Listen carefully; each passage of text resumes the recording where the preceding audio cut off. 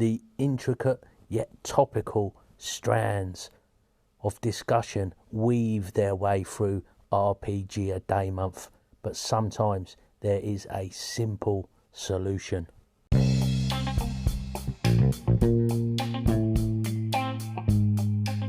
Hello, I'm Colin Green, and you are listening to Spike Pit.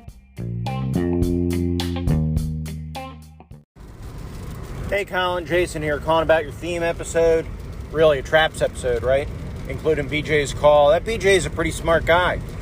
So, speaking of ICRPG, Hankerin put out on the Runehammer YouTube channel, he put out I know my cadence, my voice is all screwed up here. Sorry, I'm driving down the road trying to talk while I don't hit things in the rain. But on his YouTube channel, he has a video about social interactions and doing social role-playing. If I find a link to it, I'll send it to you in the Discord. The other thing that immediately jumped to my mind was Savage Worlds, which uses an opposed check. And you do like the best out of 3 or the best out of 5 opposed checks. And you use that to determine social traps or court cases or anything like that. So that might be a good way to do it as well. Keep up the great work. Jason mentions the opposed role for social conflict. That's pretty standard for 5e. Adding in the best of 3 idea or first to 3 ties it in with the sort of concept that you get with the death save, a mechanism that I've often thought is appropriate for different aspects of the game. Whether that's a trap, it's debatable. This idea of social traps, I think we're looking for something a bit more extended, but certainly something you could use, because the best of 3 doesn't necessarily represent a short space of time. You could stretch that out. So in keeping with the theme of the show, there is a simple solution from Jason. It's not really bringing in new rules, particularly if you're a 5e player, and that is something I like. Thank you very much, Jason. Now, things could get a lot more convoluted, and if it's a bit of head scratching that you want, Goblin's Henchman is most certainly your man. Hi Colin, Goblin's Henchman here. Just quickly on social traps. Interesting episode. When you start talking about honor codes and stuff like that, I think I recall in Oriental Adventures there is like an honor system, and I think it's particularly important for the samurai class. I'll be amazed if Jason doesn't pop up to tell you about that. Social interactions. I in the G+ days, I remember someone talking about the RPG, the Dallas RPG system, which had a whole social kind of conflict system, which I was really interested in, and I still would love to pick up a copy of that just to see what that's about. When you started talking about this sort of clocks and things, it actually reminded me that you were the person who inspired me to come up with my procedural trial by jury hexflower, which is basically a clock which ticks your reputation sort of up to guilty or innocent, depending on how you do. Anyway, cheers fella, bye. All right, maybe it's a little bit harsh to suggest that an RPG about Dallas would have you scratching your head, but I wonder. It is very political. There's lots of skullduggery.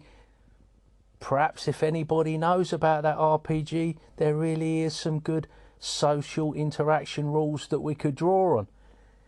5e in the DMG does have some talk about honour. Perhaps I should have a better look at that. And it's good to know that I've inspired you there with this talk of clocks, etc. And folks will know Mr. Henchman, he's got a bunch of stuff up on Drive-Thru RPG, so I urge you once again, go and have a little rummage. The hex flowers are especially interesting. So in the DMG, we've got a section honour score. I'll read out how it works. If your campaign involves cultures where a rigid code of honour is part of daily life, consider using the honour score as a means of measuring a character's devotion to that code. This ability fits well in a setting inspired by Asian cultures, such as Karatur in Forgotten Realms. The honour ability is also useful in any campaign that revolves around orders of knights. Honour measures not only a character's devotion to a code, but also the character's understanding of it. The honour score can also reflect how others perceive a character's honour.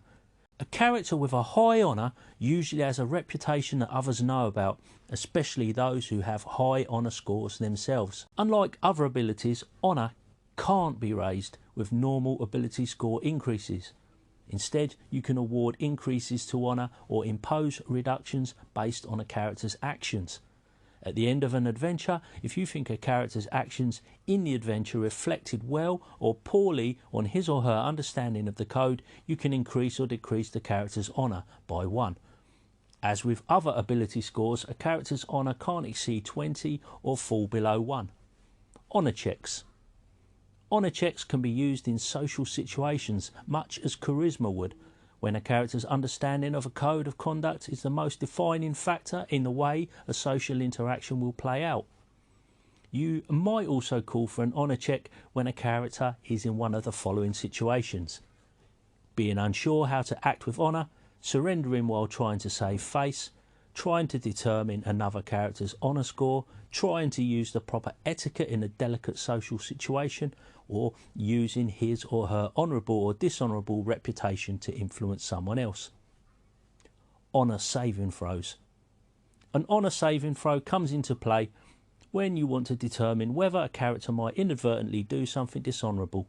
You might call for an honour saving throw in the following situations: avoiding an accidental breach of honour or etiquette, resisting the urge to respond to goading or insults from an enemy, recognising when an enemy attempts to trick a character into a breach of honour.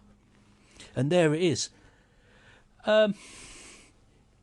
Obviously that's padded out a little bit with some examples. Well, padded out sounds a bit derogatory, but it's helpful advice, and it goes to show there's a pretty simple way there to introduce almost anything you want into the game by just adding an ability.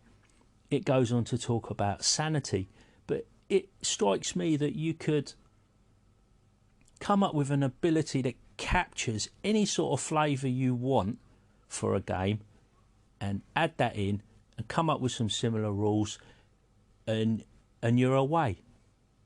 Very simple, very topical, and that's me done.